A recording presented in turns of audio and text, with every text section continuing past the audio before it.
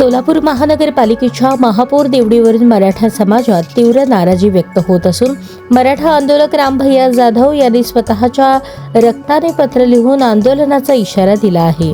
हे पत्र राज्याचे मुख्यमंत्री देवेंद्र फडणवीस, भाजप प्रदेशाध्यक्ष रवींद्र चव्हाण यांना उद्देशून आहे। महापौर पदापासून 32 वर्ष वंचित रामभैया जाधव यांनी पत्रात नमूद केले आहे की 1993 नंतर तब्बल 32 वर्षांपासून मराठा समाजाला सोलापूर महापौर पदापासून वंचित ठेवण्यात आले आहे।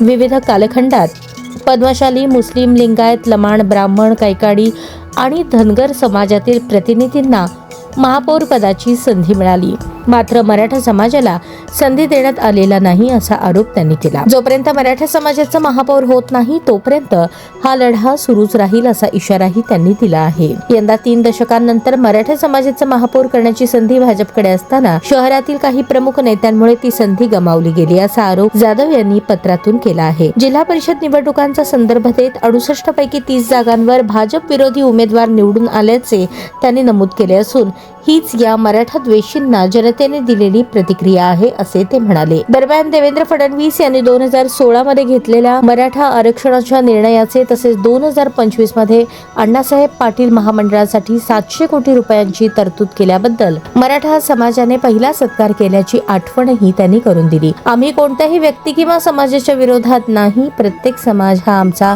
लहान भाऊ आहे असे त्यांनी स्पष्ट केले। शैक्षणिक, राजकीय, नोकरी आणि सामाजिक क्षेत्रात मराठा समाजावर अन्याय झाल्यास कोणत्याही पक्षाविरुद्ध आवाज उठवला जाईल असा इशारा देत मराठा समाज हा अन्याय कधीही विसरणार नसल्याचे जाधव यांनी शेवटी म्हटले आहे। सोलापूरच्या राजकारणात या रक्ताने लिहिलेल्या पत्रामुळे खळबळ उडाली असून आगामी काळात या मुद्द्यावर राजकीय वातावरण अधिक तापण्याची शक्यता व्यक्त केली जात आहे।